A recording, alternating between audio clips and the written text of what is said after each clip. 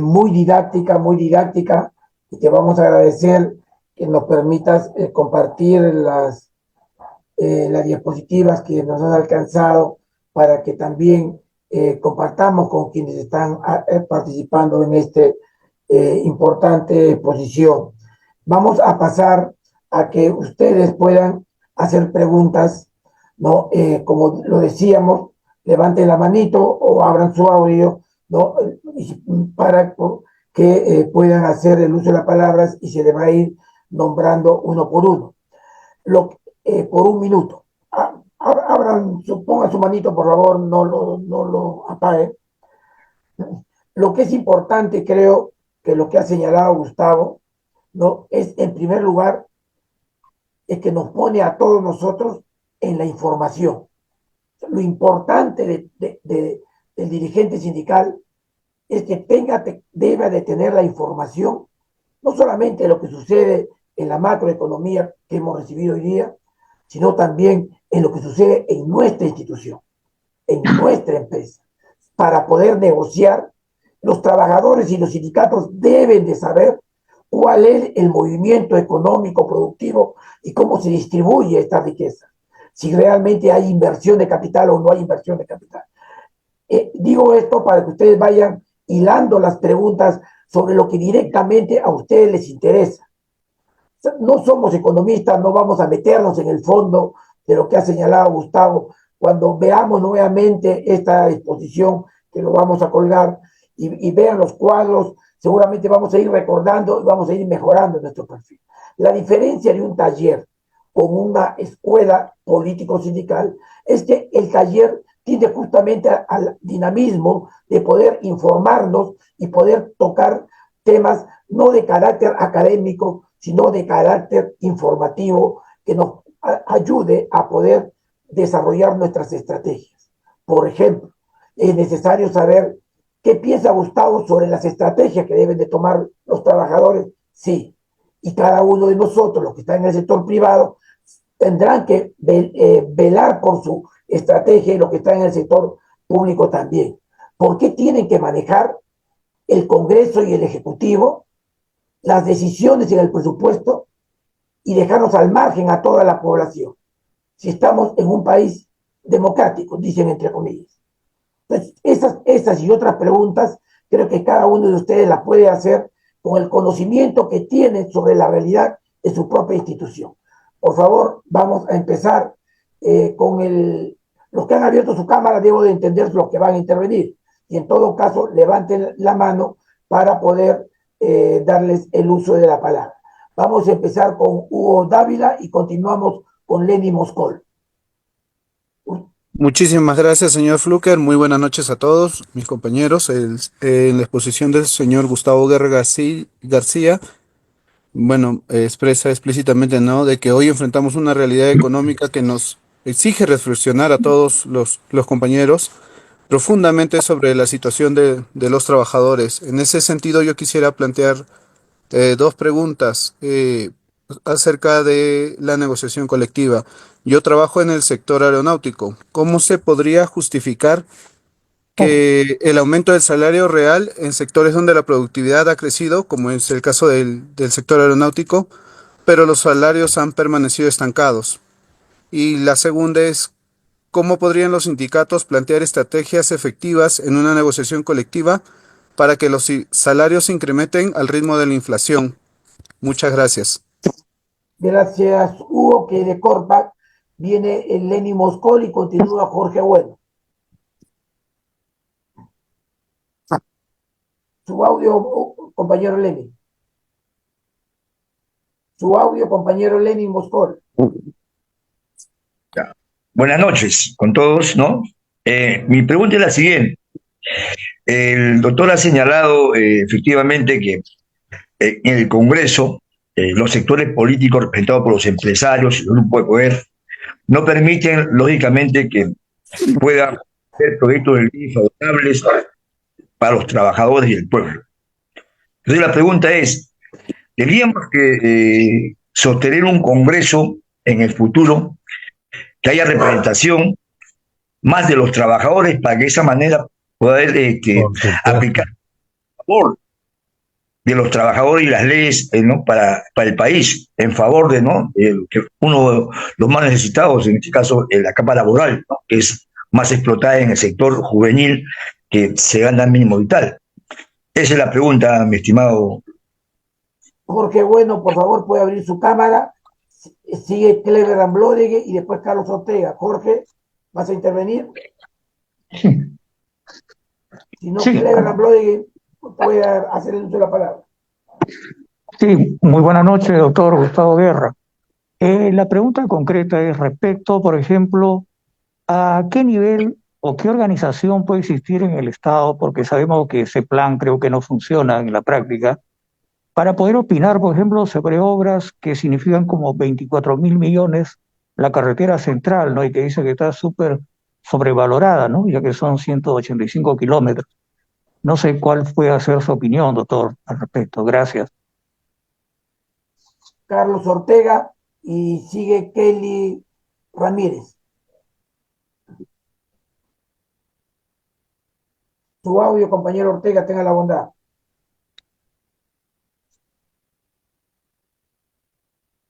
Su audio, compañero Ortega, tenga la bondad. Ahora Hola sí, Marco, buenas noches. sigue usted. ¿Qué tal? ¿Cómo está, doctor Gustavo Guerra? Yo creo que eventos o talleres como estos, Marco, y ahí mis felicitaciones a tu persona, son sumamente importantes porque permiten abrir una visión mucho más grande de lo que en realidad pasa en nuestro país y además da herramientas a los dirigentes para los temas de negociación colectiva y en general para la conducción política que tiene que darle uno a su organización. Con Gustavo Guerra, que como ustedes saben ha asesorado a la Comisión Descentralizada de Negociación Colectiva en las 3 versiones que han habido y ahora en la 4ª también, nos permitió tener a nosotros una visión sobre la economía de tal manera que, por ejemplo, en la primera franja fiscal que se nos ofreció por el gobierno de 360 millones, Gustavo, a la luz de la información técnica que manejan, nos hizo ver que era posible pasar los 1.000 millones. Y llegamos a 850 millones en la última semana de negociación con el gobierno. Y en la versión del 2023, igual, el gobierno nos dio una franja de 260 millones y a la luz de las cifras y el asesoramiento de Gustavo llegamos a 915 millones.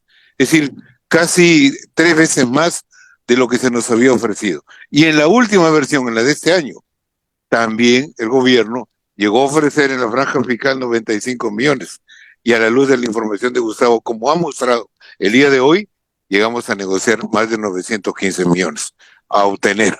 Entonces, esto lo menciono porque en realidad refleja, creo que algo muy importante. El trabajador, el dirigente sindical, tiene que formarse también con información veraz y real de la economía de nuestro país para poder mejorar sus herramientas de negociación colectiva.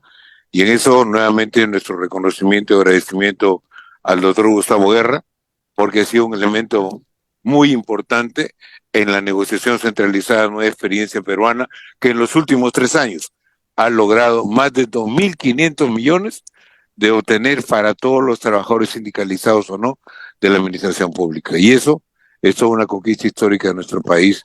Además, Gracias, con la mención que con la herramienta técnica y con la lucha de los trabajadores que se dio en las calles para obtener esos resultados, se logró, ¿no? Entonces, ambas cosas tienen que caminar de la mano. Gracias, Marcos. Gracias a ti, Carlos, por esta información que es muy importante. ¿Cuánto vale tener la información sobre nuestras empresas o centros de trabajo? Que si nosotros manejamos esa información, podemos hacer una buena negociación. Compañera Ramírez y sigue el compañero Juan Sebastián. Compañera Ramírez, ¿va a hacer el uso de la palabra? Si no es así, entonces compañero Juan Sebastián, abra su audio y tenga la bondad. Buenas noches con todos. Antes que nada, gracias al señor Guerra García. Bueno, por todo lo que expresa el economista Guerra García, obviamente que estamos hablando de un problema nacional, ¿no? Entonces, eh, yo creo que hay aquí dos aspectos que, por los cuales iría la lucha, ¿no? Por un lado, el tema sindical, ¿no? Que buscaría una reforma tributaria, ¿no? Pero también creo que tenemos ahí un problema que es el de que tiene que ver con una propuesta política de Estado, es decir, eh, una, una, una propuesta ante el país, ¿no? De gobierno popular, de gobierno de corte popular, ¿no? Este, porque es, digamos que es una manera de garantizar, ¿no? De garantizar la posibilidad de sostener, mantener y hacer que los trabajadores defiendan una propuesta. Me parece que habría que tomar en cuenta, puesto que estamos prácticamente en periodo electoral, ¿no? O muy cerca de un periodo electoral, tomar en cuenta eso, ¿no? La propuesta de una propuesta política de gobierno, ¿no? Que es donde cuajaría todo esto que estamos conversando, ¿no? Eso es lo que quería decir. Gracias. Gracias, Juan, por tu intervención. Si no hay ninguna otra pregunta, para darle a Gustavo en 15 minutos pueda hacer la respuesta correspondiente, conociendo además su capacidad de síntesis, ¿no? Que es bastante elocuente. Hoy día nos ha dado varios minutos que han sido muy, muy importantes para todos los que estamos participando en este taller. Yo sí quería hacerle una pregunta para no perder la costumbre, Gustavo, y es que eh, la, la participación de los trabajadores en el conocimiento, en el análisis y en la propuesta de las políticas económicas debería de estar vetado en la política o en el gobierno, toda vez que los empresarios dicen que los trabajadores no deben de meterse en política. ¿Es esto una realidad o es una negación a que los trabajadores tengan derecho a plantear sus puntos de vista sobre el manejo de su dinero? Gracias. Gustavo. A ver, comencemos con Hugo Dávila. A ver, él hizo una pregunta general, aunque la refirió al tema, me parece, de aeronáutica civil o los controladores aéreos, no estoy seguro, pero fue algo aéreo, ¿no? Corpa. Corpac, ya. Entonces, a ver, hay como tres maneras de pelear de medir cómo has perdido poder adquisitivo y poder pelear por aumentos que lo compensen, ¿no? Una manera es medir la masa salarial de tu entidad o del país en relación al PBI global. Y esa es una manera. Ahí yo le mostré cómo se ha movido, ¿no? Hemos perdido nuestra cuota de participación como planilla del sector público. Y eso seguro también afecta a Corpo. Otra manera es mirarlo desde el punto de vista del presupuesto total de la entidad, ¿no? Cómo se mueve la participación de los sueldos y salarios de los trabajadores como porcentaje del presupuesto total de la entidad. Si estás perdiendo tu participación, ¿no? En ese presupuesto total. Y el otro mecanismo, el más poderoso, es comparar la variación nominal contra la evolución de la inflación o de la inflación de lo que más consumes para poder ver el impacto sobre el poder adquisitivo.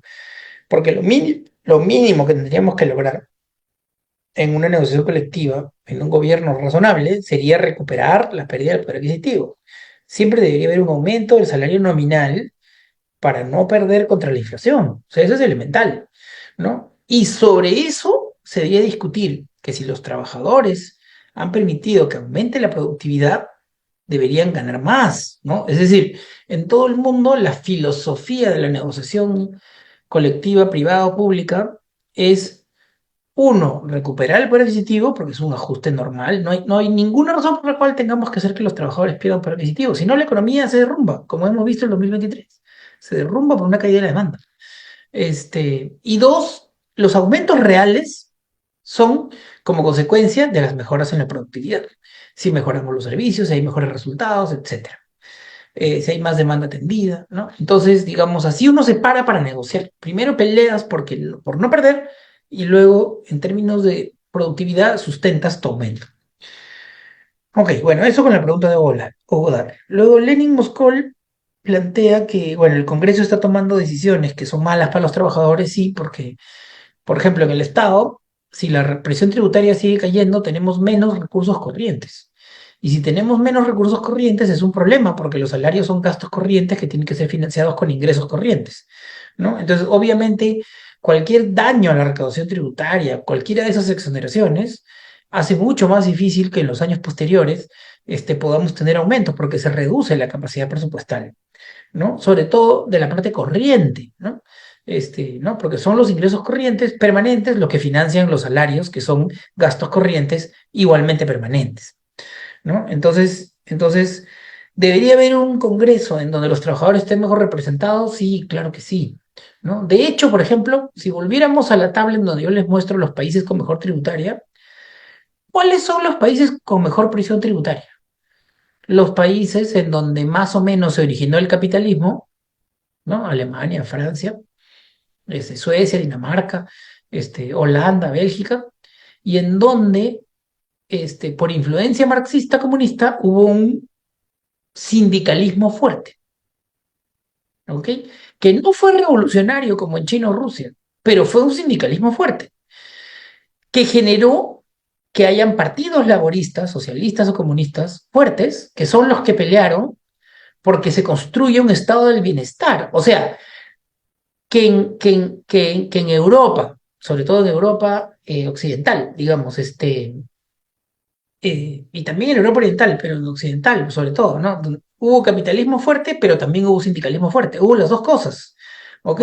El sindicalismo no fue necesariamente revolucionario, pero sí peleó dentro de la democracia liberal por conseguir sus derechos, porque los capitalistas pagan impuestos, ¿no es cierto? Y por lo tanto, por construir un Estado redistributivo. ¿Por qué? Porque siempre había un partido liberal o conservador y un partido laborista, ¿no? O más de un partido laborista, ya sea socialista o comunista. Entonces, la fuerza de los trabajadores organizados que tenían una representación política con la misma fuerza que tenían los partidos de derecha o socialdemócratas de derecha, ¿no?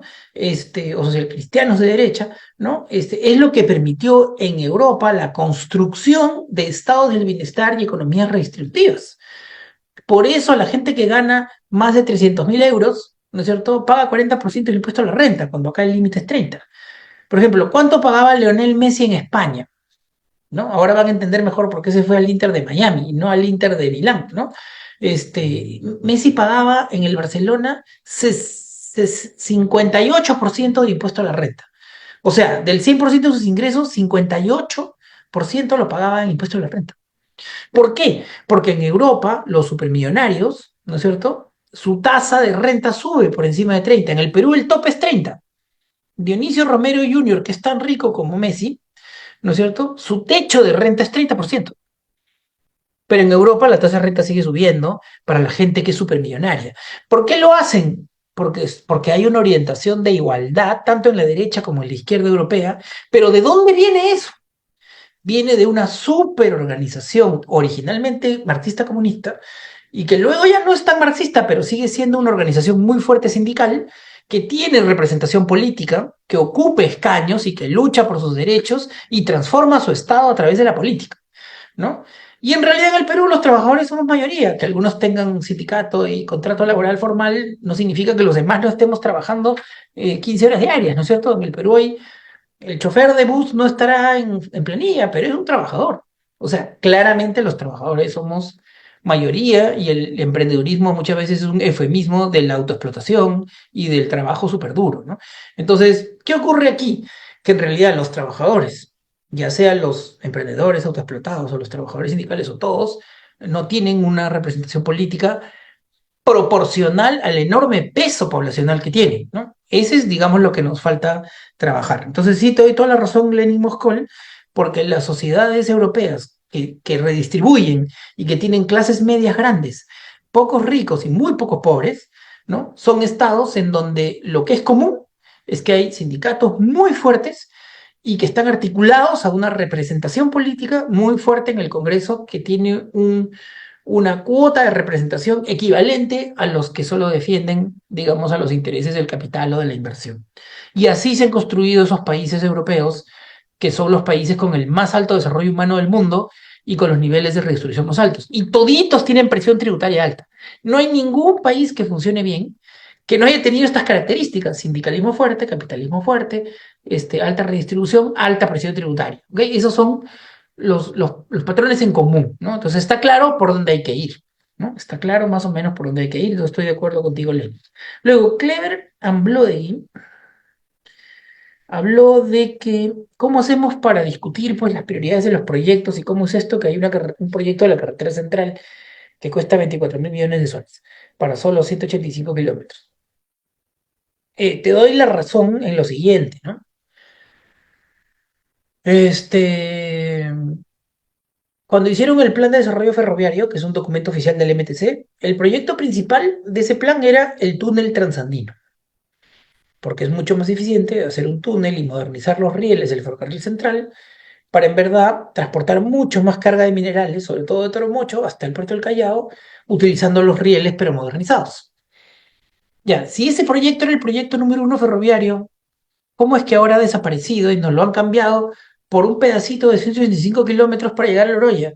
¿No es cierto? Que cuesta más que lo que costaba el túnel Transamín. Y segundo, ¿qué demanda vas a llevar a esa vía alterna si los pueblos y todo eso están sobre la carretera central y hay un montón de otras vías alternas? Churinza, Llanollón, Canta, Uni, Cerro de Pasco, ¿no? La carretera, Cañete, Yauyos, Chupaca, ¿no? Es decir, entonces a mí no me queda claro que en verdad haya una demanda posible dentro de todas las alternativas que hay para ir a la región central, para que llegue por esa carretera central. Entonces tú tienes toda la razón en que ese tipo de decisiones deberían ser súper transparentes, ¿no? Todos deberíamos poder mirar el estudio de preinversión y ver si en verdad cuadran los costos y beneficios, ¿no? Para que no hayan otras interoceánicas del sur, ¿no? La interoceánica del sur costó 5.000 millones de dólares. Y los beneficios fueron solo 1.900 millones de dólares según un estudio hecho por Odebrecht. Mejor dicho, auspiciado por Odebrecht, ¿no? O sea, ese proyecto, con los beneficios más grandes imaginables, porque Odebrecht financió el estudio para calcular los beneficios, nos dio pérdidas por 3.100 millones de dólares.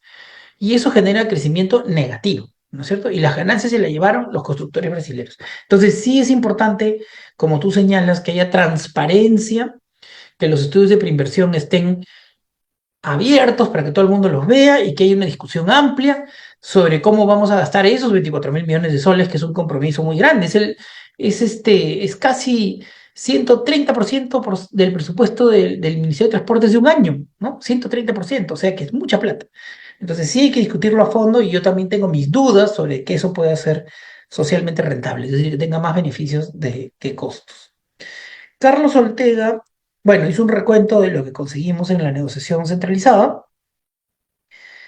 Creo que ahí sobre el tema de la elección colectiva, solo dos comentarios, ¿no? Uno, hay que pelear duro para que no le quiten derechos a la negociación colectiva descentralizada. Me parece que hay un intento sistemático, hay una búsqueda sistemática de tratar de hacerlo. Entiendo que los sindicatos han estado en pie de lucha con ese tema, ¿no? Y que a pesar de todos los logros que hemos tenido, todavía nos falta pelear más, ¿no? Nos falta pelear más.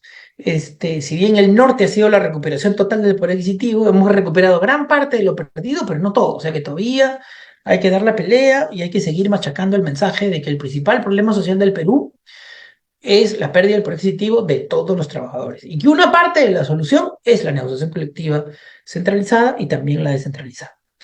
Juan Sebastián plantea que hay que llevar esto a la política, ¿no? Y que hay que ver las propuestas de gobierno y de reforma tributaria, ¿no? Entonces sí, totalmente de acuerdo, ¿no?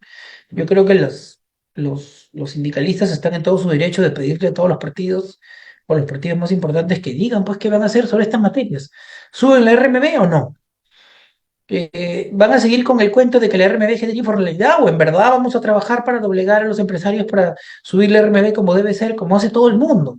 ¿No es cierto? ¿O vamos a seguir en el plan en el que estamos? Entonces yo sí creo que ustedes deben sacar al fresco a los partidos políticos y que los miembros de partidos políticos como yo, que soy de Nuevo Perú, tenemos que ir y rendir cuenta y decir qué es lo que vamos a hacer, ¿no? Yo creo que eso es lo que corresponde, que eso es lo que hay que hacer y sí, pues hay que construir una gran fuerza de carácter popular y social que le dé vuelta a esta situación y tratar pues de que esa fuerza represente pues al 90% de peruanos que somos los trabajadores en el Perú.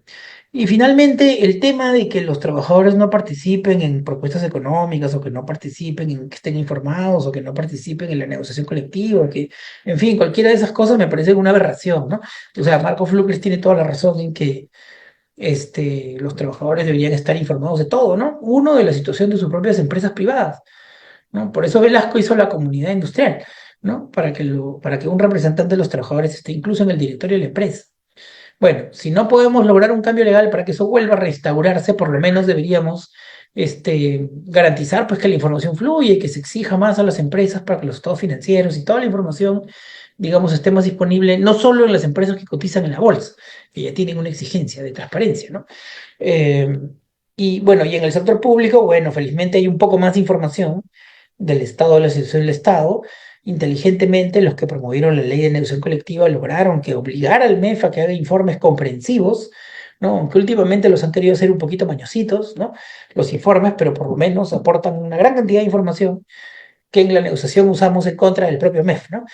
Por eso ahora están tratando de no dar tanta. Pero bueno, en el Estado hay más información que la que circula de la situación de las empresas privadas, ¿no? Pero entonces, que fluya la información es un tema importante. En todo el mundo el Estado apoya a los trabajadores, hasta los gobiernos de derecho europeos, o sea, apoyan a los trabajadores. El sistema judicial, los sistemas de arbitrajes, son pro trabajadores, en todos los países avanzados, ¿no? Entonces, a nosotros todavía nos falta por construir una sociedad que vuelva a ser pro trabajadores, porque los trabajadores somos todos, ¿no? Y si no somos todos, somos la gran mayoría, ¿no? Y la verdad es que la política tiene que volver a estar supeditada, pues, a las mayorías, y es nuestro trabajo volver a entusiasmar a los jóvenes y a todo el mundo de que participen en política, porque ya estamos viendo que cuando no participamos o participamos y no tenemos éxito, lo que ocurre es que los más indeseables se apoderan del Congreso, se apoderan de las instituciones, ¿no es cierto? Y nos llevan a una situación como la que estamos, ¿no? Que por primera vez en la historia, estando el precio del oro por las nubes, la anchoveta también, el cobre también, tenemos recesión, ¿no? Y con pérdida de poder adquisitivo. Eso solo está pasando en el Perú porque hemos permitido, ¿no? Que los peores peruanos estén haciéndose cargo de las instituciones con poder político, y los que deberían estar ahí no estamos ahí porque no nos hemos organizado de forma suficiente para dar la pelea en un contexto en que hay mucha política de desinformación. Entonces, bueno, a trabajar todos juntos, a convocar a todo el mundo, a entusiasmarse por hacer política, a que abrir canales de participación, a que nadie piense que los partidos son cotos cerrados de unos pocos, ¿no es cierto? Porque eso es lo que tenemos que hacer para recuperar, ¿no es cierto?, el país, el Estado, la sociedad y sus instituciones. Muchas gracias. Bien, muchas gracias a ti, Gustavo, por acompañarnos en, en esta segunda conferencia de taller político sindical para todos los dirigentes de nuestra patria. Gracias por acompañarnos, creo que todos hemos salido muy satisfechos y que hemos aprendido bastante de este tema. Nuevamente reiteramos nuestro agradecimiento y vamos a subir este video que luego que lo podamos editar para que podamos darle seguimiento y estudiarlo, no lo escuchemos solamente, hay que estudiarlo y para eso esperamos más adelante también contar contigo, Gustavo, para ir explicando las temáticas de la economía de interés del movimiento sindical. Gracias, Gustavo. Muy buenas noches a ti por esta oportunidad.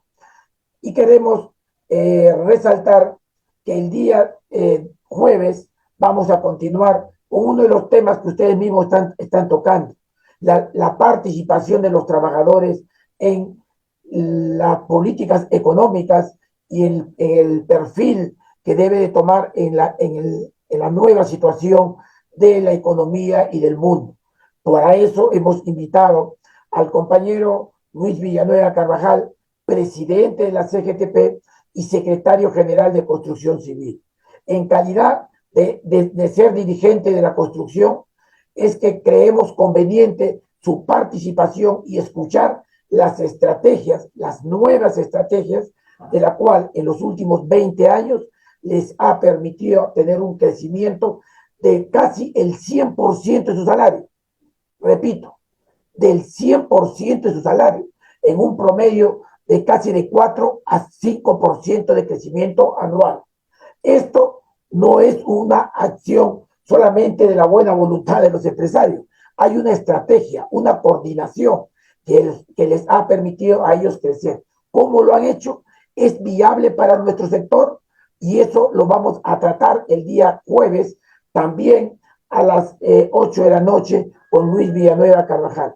Gracias a todos ustedes. Tengan muy buenas noches, siempre apostando por la organización del movimiento sindical. Buenas noches.